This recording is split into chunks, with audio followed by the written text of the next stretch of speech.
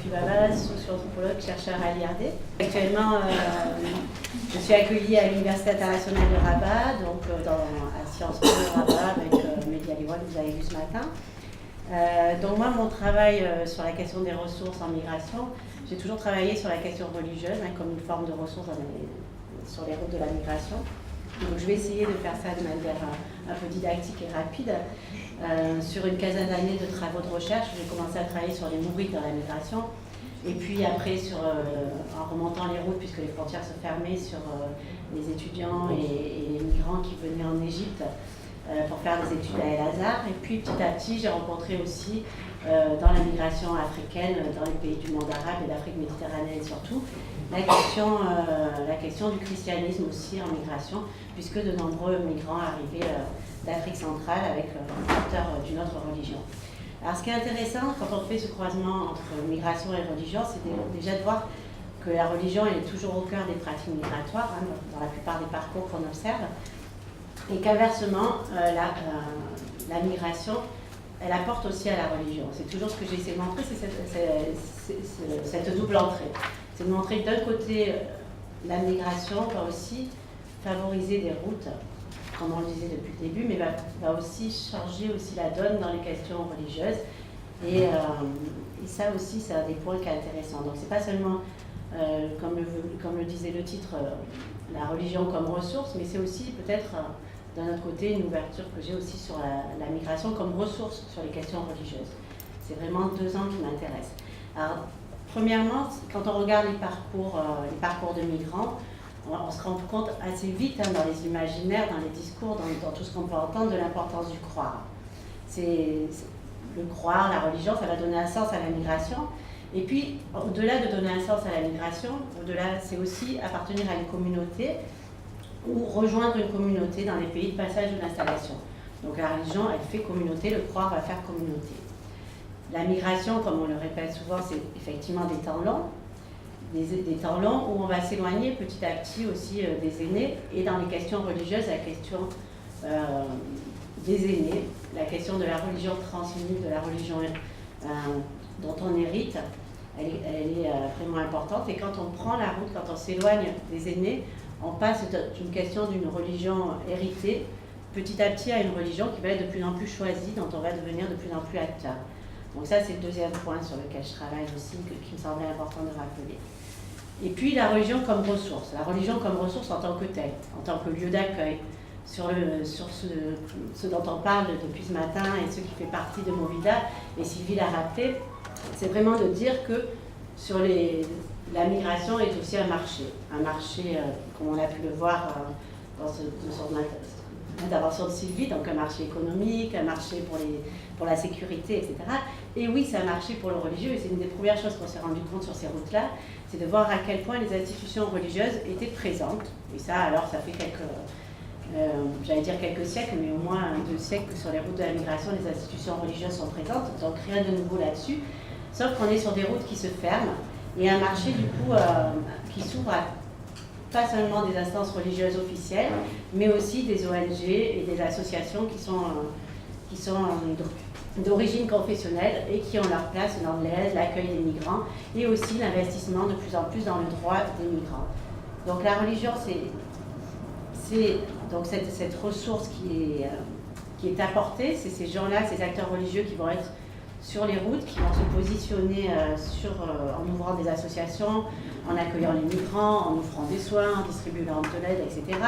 C'est tout ce petit réseau qui va s'ouvrir, mais c'est aussi, dans la migration, on va voir qu'il y a tout ce qui est officiel qui s'installe sur ces routes-là, parce qu'il y a des fidèles qui arrivent, et puis tout ce qui est officieux, et c'est tout ce qui va être créé en parallèle par les migrants, comme on peut le voir, ce qui est des églises de maison, qu'on appelle aussi les églises de transit chez les chrétiens, ou les églises de passage. Toute cette religion non officialisée qu'on va pouvoir observer dans les pays musulmans d'Afrique méditerranéenne, et qui est intéressante parce que ces gens-là sont aussi des acteurs du religieux sur place, des acteurs qui sont dans ces sociétés-là et qui s'installent de plus en plus longuement. Et aussi parce que dans ces espaces-là, qui sont des espaces non officiels de la religion dans la migration, donc on a les églises officielles, les églises notamment, ou les les associations religieuses musulmanes, les mosquées, etc., qui existaient.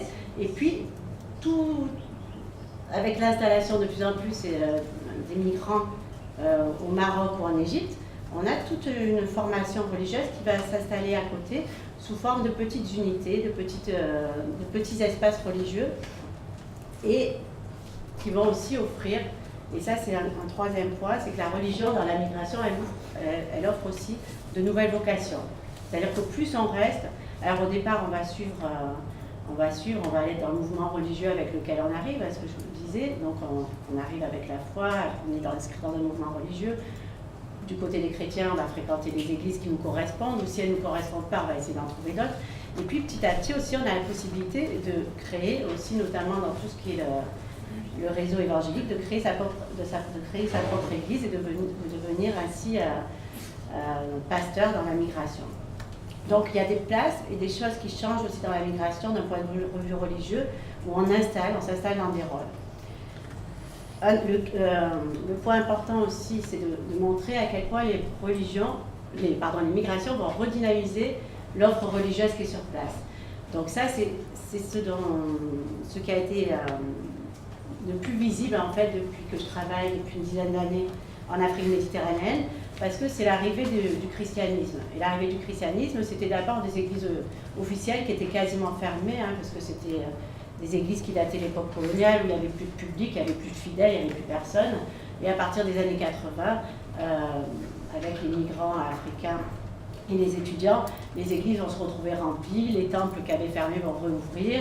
Il va falloir créer, du coup, aussi, et reformer des leaders religieux. Donc il y a aussi dans la question de la religion et de la migration, il y a toute cette question de la redynamisation par les migrants. Ça va redonner un élan dans des religions vers des religions qui étaient en train de s'effacer dans certains pays, et ça va redonner du coup aux acteurs religieux le moyen, l'instrument pour reprendre place dans des pays que le christianisme avait déserté, on va dire, même si il est ancestral dans certains pays. Donc il y a ce levier aussi que va permettre la migration, c'est de reposer via la dynamique religieuse qui va s'installer sur ces routes, de reposer la question religieuse dans les pays concernés. Alors ça a été, si on compare sur la question de l'islam en Europe, on voit bien que c'est aussi les migrations à une époque qui ont posé cette question et qui ont réactivé cette question de l'islam. Après, bien sûr, derrière, il y a tout un autre imaginaire qui est construit. Et sur la question de l'Église dans le monde arabe, c'est aussi tout un autre imaginaire qui va être convoqué. Alors, les églises vont réouvrir, de nouvelles vont se construire. Le christianisme va reprendre sa place dans le cas du Maroc, vers lequel on peut s'attarder un petit peu, et du coup va reposer la question de la pluralité religieuse dans un pays musulman où on est musulman, enfin on est acquis, on est né, on est musulman, on reste musulman et on ne peut pas changer de religion. Et il y a aussi cette question-là que va poser l'immigration, c'est-à-dire de redire, ok, il peut y avoir une pluralité religieuse liée à la diversité des populations, donc une diversité religieuse, mais pour nous, Marocains, est-ce qu'on a droit aussi à cette pluralité religieuse? Donc c'est aussi ce moteur-là que sur les migrations, ce dont on a parlé par rapport à la société civile ce matin. L'immigration, c'est un moteur, et c'est pour reposer d'autres questions dans les sociétés, pour réactiver des nouvelles luttes. Et en l'occurrence, sur la question religieuse, c'est aussi une nouvelle lutte qui s'active dans le cas du Maroc. Ce qui était moins le cas, par exemple, en Égypte, où il y a déjà une pluralité religieuse. Mais enfin, bon, ça se pose aussi. Les acteurs religieux qui se mobilisent donc, sur les droits des migrants, donc j'arrive, c'est-à-dire qu'ils deviennent acteurs dans la société de plus en plus en se positionnant aussi vis-à-vis de la société civile. T'arrêtes avec cette ouverture. Mais d'un autre côté, ils deviennent aussi acteurs parce que la migration, ça re-questionne leur discours théologique. Alors peut-être ça vous intéresse moi aussi, mais ce qu'il faut voir dans ces questions-là, c'est qu'il va falloir petit à petit réadapter une théologie par rapport à la mobilité des gens. On va se retrouver dans des pays où il arrive des migrants de confession peut-être chrétienne, mais toutes différentes.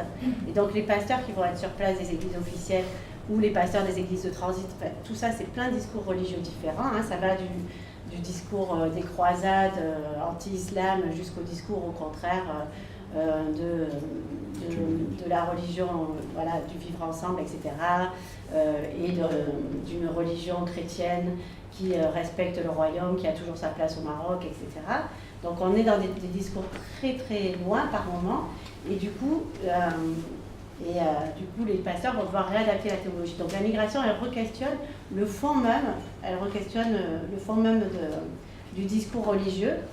Et dans cette nouvelle théologie que j'ai appelée sociothéologie de la migration, en fait, je vais conclure sur ça, c'est que les pasteurs eux-mêmes, en étant acteurs de la migration pour certains, vont devoir mettre en place un discours qui est inductif, qui prend en compte le contexte des migrations, qui va lire les sciences humaines et sociales, qui va s'intéresser aussi à la politique et aux projets des acteurs de la société civile sur la défense des droits des migrants.